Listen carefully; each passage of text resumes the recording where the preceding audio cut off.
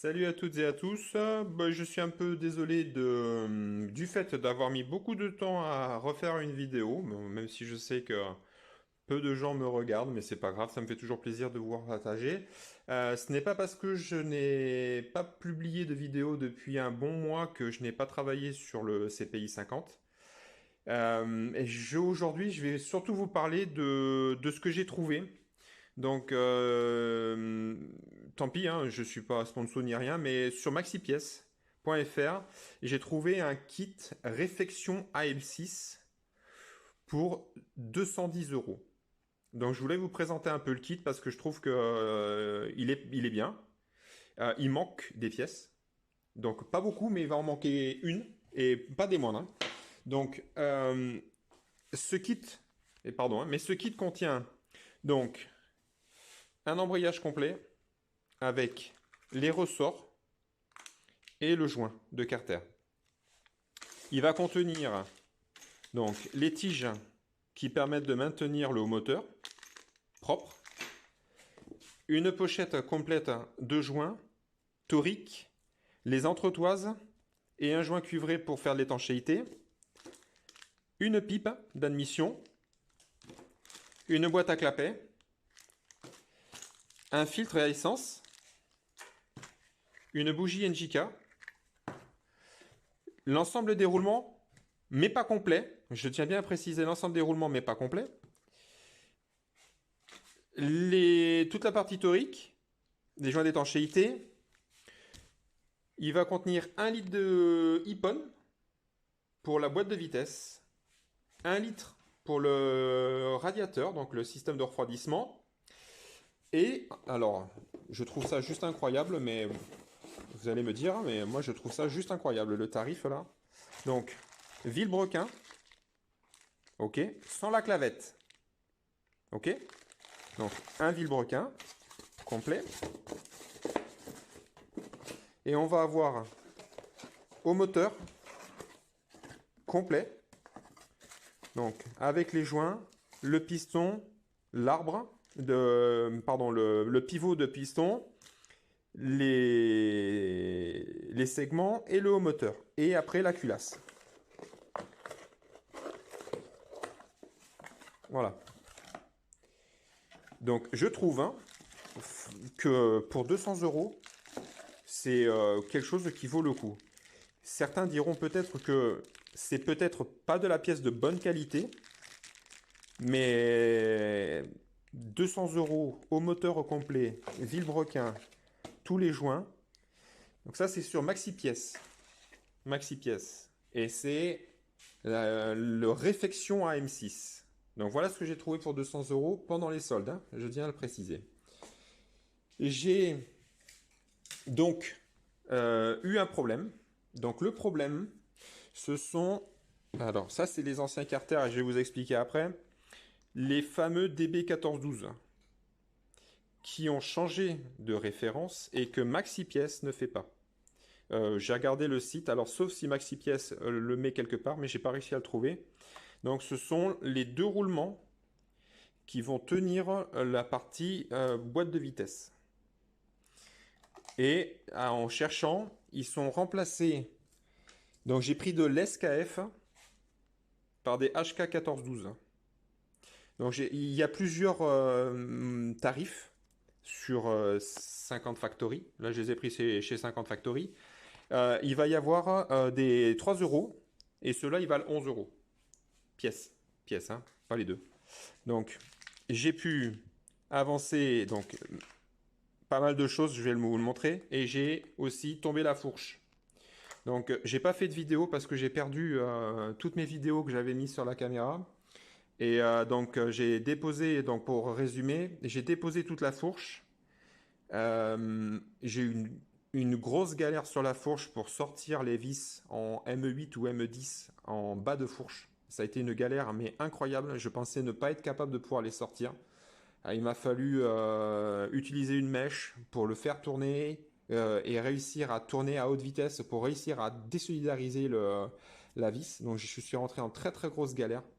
Euh, il doit y avoir une astuce que j'ai pas. Certainement qu'il faut ouvrir ces deux écrous, ces deux vis en bas, fourche montée. Parce que moi, je me suis retrouvé en fait à sortir toute la fourche, les deux tubes, et j'ai vidangé l'huile, enlevé le ressort, enlevé l'entretoise de contrainte, et je pense qu'il faut d'abord retirer les deux vis inférieures pour retirer l'huile. Donc, comme je n'avais pas ces pièces-là sur Maxi Pièces, je me suis orienté donc sur 50 Factory, donc j'ai acheté les HK 1412. J'ai cassé une pièce sur l'embrayage, je suis dégoûté mais je l'ai cassé, donc il va me falloir la noix libre à l'intérieur au niveau d'embrayage, j'ai cassé juste un doigt qui vient tenir le ressort. J'ai acheté aussi de l'huile de fourche en grade 15. J'ai pas pris de la 10 ni de la 20, j'ai pris de la medium hard parce que je voudrais avoir une fourche assez dure, réactive. Et sur les tutos que j'ai pu regarder, ils ne parlent pas des grades. Et donc moi j'ai pris du grade 15, ou peut-être qu'ils en parlent, mais je ne les ai pas tous regardés non plus. Et donc je vais voir après les quantités. Je suis tombé sur un tuto d'une personne qui fait du motocross.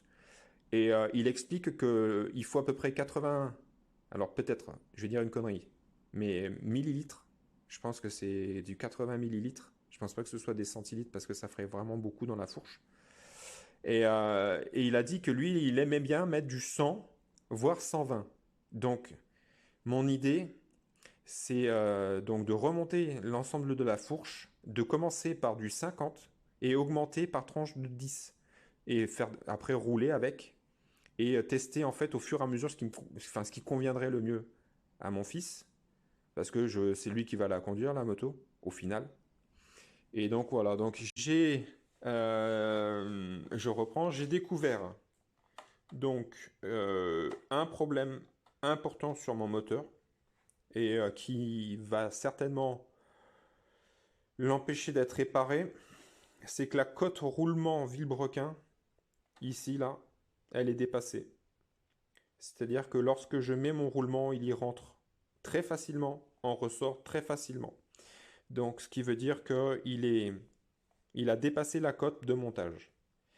Donc, les roulements, enfin le carter AM6 là, l'ancien, je l'ai dégagé et j'en avais un autre. J'avais une paire. Le problème de cette paire, les gens qui font des préparations, il ne faut pas que vous usiniez ces pièces là, ici là, vous voulez gagner je sais pas quoi. Il faudrait que je me renseigne, hein, vraiment. Donc vous limez cette partie-là, peut-être pour passer des clapets plus grands. Donc pour avoir une admission plus grande, ok? Donc si vous voulez faire une préparation, il faut que vous connaissiez l'épaisseur à enlever. Pourquoi je dis ça? Parce que ce qui se passe, c'est que quand vous limez à cet endroit-là, vous réduisez la cote donc de la fonderie. Et là, on était à l'équivalent d'un papier de cigarette. On n'était pas sur du millimètre, on était inférieur. Donc, quand le système et le cylindre tournent, quand le cylindre redescend et que vous injectez l'essence dans cette partie-là, le cylindre, lui, va comprimer la partie ici. Les clapets vont se fermer, c'est le but du clapet, vont se fermer. Et cette partie qui est ici est contrainte par la descente du piston pour remonter dans la partie transfert. Dans la partie transfert. Vu que j'en ai un 9, on va pouvoir en parler. Ici, vous avez 5 transferts. Les transferts qui sont là. Là, ici et derrière. D'accord? Donc, ça comprime ici. Ça pousse l'essence pour remonter dans la partie haute du cylindre.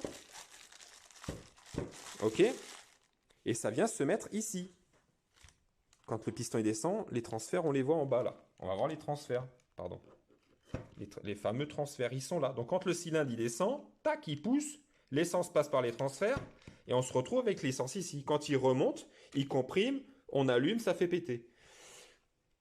Sauf que quand vous faites des préparations, des préparations de ouf là, et que ça comprime, ici là, si vous avez un papier à cigarette, et bien ce qui va se passer, c'est qu'en comprimant, eh ben, la pièce de faiblesse qui va se retrouver la plus faible, si jamais il y a un souci, c'est cette partie usinée. Et vous pétez. Et j'ai essayé de trouver des carters, et toutes les photos que je vois de carters, ils sont pétés là. Tous. ils sont pétés. Tous ici. Parce que trop usinés. Limés, ou pour moi, pour ma part, ils ont été limés. D'accord. Donc, ce que j'ai fait, pour pas toujours faire de la pub, mais bon, tant pis. Faudrait que je le raille comme ça. Ah merde, là aussi. Bon. J'ai trouvé un produit qui fait un colmatage sur du métal. C'est de l'époxy spécifique, c'est une colle époxy. J'en ai trouvé deux, de deux marques différentes. Et j'ai réparé. Donc, j'ai mis une bonne couche ici pour réparer. Une couche ici parce que j'ai vu que c'était fissuré au niveau du montage de l'axe de la tige ici. Et j'ai réparé ici. Parce que l'axe, la fonderie ici, elle était cassée. Certainement trop serrée. Ça a été trop serré et ça a été cassé. Donc aujourd'hui sur le moteur, j'ai toutes les pièces donc aujourd'hui pour pouvoir le remonter.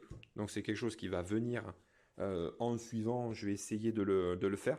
J'avais fait les vidéos de démontage. Et j'avais expliqué que j'avais acheté des boîtes et que j'avais tout rangé propre. Et je voulais vous montrer un petit peu et j'ai tout perdu. Donc ça sert à rien. Donc ce que je vais faire, c'est qu'on va faire le remontage. Je vais faire une vidéo de remontage. Donc j'ai quand même commencé à remonter ici toute la partie engrenage pour la fameuse. Je sais qu'il y en a qui vont pas aimer. La fameuse pompe là d'huile. Je veux pas faire du mélange. J'ai pas envie de m'emmerder à dire je veux pas que mon fils s'ennuie à me faire du mélange ou à mal faire du mélange et à me faire cramer le moteur. Donc j'ai une pompe à huile dans le garage et l'objectif c'est de remonter la pompe à huile. Par contre, je ne vais pas la monter sur la poignée d'accélérateur parce qu'il y a effectivement un système qui permet de faire varier la quantité d'huile. Mais quand on tourne avec un mélange à 3%, c'est pas la pompe à huile qui fait ça. Normalement, c'est le carburateur. Le carburateur, c'est lui qui fait le mélange. C'est pas la quantité. Sauf si je dis des conneries et que je comprends pas le principe des Del Orto. Parce que pour moi, c'est la quantité d'huile qui va là-bas et c'est le Del Orto qui fait le mélange. Mais si effectivement on met pas la quantité d'huile nécessaire, on peut avoir effectivement un mélange pauvre. Donc, mon idée, alors je ne sais pas si elle sera bonne, mais c'est de piloter ça, et je l'avais dit dans ma première vidéo, avec un système, avec un servomoteur d'aéromodélisme. Je suis en train d'y réfléchir, et je vais le piloter avec de l'Arduino. Donc j'avais aussi dit dans ma vidéo que je voulais intégrer un système Arduino pour piloter un système. Donc ça là, au lieu de le faire avec le câble d'accélérateur, je vais y mettre un servomoteur. Soit je le mets directement ici, soit je vais mettre un câble et mettre le servomoteur ailleurs pour que lorsqu'il se déplace, il viendra actionner ma pompe à débit variable, enfin ma pompe à débit variable. J'allais dire que c'est un débit variable, oui, parce que selon la vitesse de rotation du moteur, on va avoir plus ou moins d'huile. Ce que je ne sais pas encore faire, enfin tout du moins, je sais le faire, mais je ne sais pas si je vais le mettre en place, c'est de faire un contrôle par un potentiomètre de la position en fait du boisseau. Pour s'assurer que quand je fasse tourner mon servomoteur, j'ai bien une réponse de la pompe et que j'ai pas mon câble qui soit cassé, tout simplement pour éviter de ne pas mettre d'huile dans le moteur et le casser. Ça, c'est mon idée. J'ai des idées enfin, plutôt farfelues, mais assez intéressantes. Et on les verra au fur et à mesure. Ce que j'ai compris pour la boîte de vitesse et pour le neutre. On a bien un switch ici. Donc c'est un petit switch qui est là, qui vient donner l'information du neutre. C'est-à-dire que sur le barillet, donc le barillet 5 positions de vitesse, on a à un moment donné un axe qui vient toucher, appuyer et vient mettre en contact le. Ça, cette pièce-là, 35 euros. Neuve. Donc j'espère ne pas la casser en la démontant. Il ne faut pas la casser en la démontant. À la base, je voulais faire une vidéo courte et je m'aperçois qu'elle prend un peu plus de temps que prévu. Donc voilà où j'en suis aujourd'hui sur le CPI. Donc, vous avez vu une vidéo de la réparation. J'ai apprêté le cadre. Tout le cadre est apprêté, sauf que les températures étaient tellement basses. Je l'avais fait sur la vidéo, j'avais indiqué. Mais les températures sont trop basses pour avoir un bon timing de séchage. Une peinture en bombe, c'est 5 degrés. Et on est trop bas encore aujourd'hui. Donc, je suis embêté parce qu'il faudrait il faudrait que je peigne le cadre assez rapidement. Euh, L'objectif de la prochaine vidéo, ça va être le remontage de la M6. Donc je ne sais pas si ça sera complet ou une partie, mais je souhaite absolument pouvoir remonter. La M6, hein, ces carters-là, il m'a fallu beaucoup retravailler pour le montage, pour que ça s'emboîte parfaitement et que on n'ait pas des décalages ou des boitements. Donc il m'a fallu retoucher la pièce ici, retoucher la pièce ici, donc les pièces de centrage. Tous les filetages ont été repassés tous au tarot, sauf, et je ne sais pas pourquoi, ceux-là. Ceux-là, pour une raison qui m'échappe, c'est pas du M8, c'est pas du M6. Ça a l'air d'être un filetage très particulier. Ces carters-là, ils étaient noirs à la base. On en voit encore quelques traces. Je les ai tous sablés. J'ai, et c'est pas encore terminé, mais j'ai travaillé, et je vais bien préciser, j'ai juste passé du papier à toiler pour essayer d'enlever, et on le voit là. Vous voyez, c'est de la fonderie, du brut de fonderie. Donc il y a des aspérités, des alvéoles, juste pour tenter d'avoir quelque chose de propre. Les portées de vilebrequin sont impeccables. Et je n'ai pas parlé des deux galères, à savoir ce roulement de boîte à vitesse HK1412 et le roulement opposé qui vient se mettre ici. Pourquoi? Parce qu'ils sont dans des logements sans fond. Comment expliquer? C'est pas avec fond. Disons qu'on ne peut pas y passer un outil de l'autre côté pour les extraire. Donc, pour les enlever, j'avais un appareil, un extracteur à inertie. Un extracteur à inertie, c'est un axe avec une masse qui vient dans l'axe.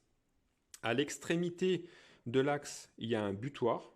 Et au bout de l'axe, un filetage. Vous mettez après au bout de ce filetage différents embouts. Et ça permet d'extraire, on va dire, les goupilles. Voilà, ça sert à ça. C'est un extracteur de goupilles. Ou, enfin, tout du moins, ça s'appelle en mécanique un extracteur à inertie. C'est-à-dire qu'on va donner un grand coup vers le haut pour venir taper en haut et c'est ce choc-là à faire monter. Donc j'ai réalisé en fait une pièce avec une rondelle qui était une rondelle de diamètre, c'était de la 2L. Donc c'était un diamètre 4 ou 5 et elle devait faire 10 ou 12 de diamètre.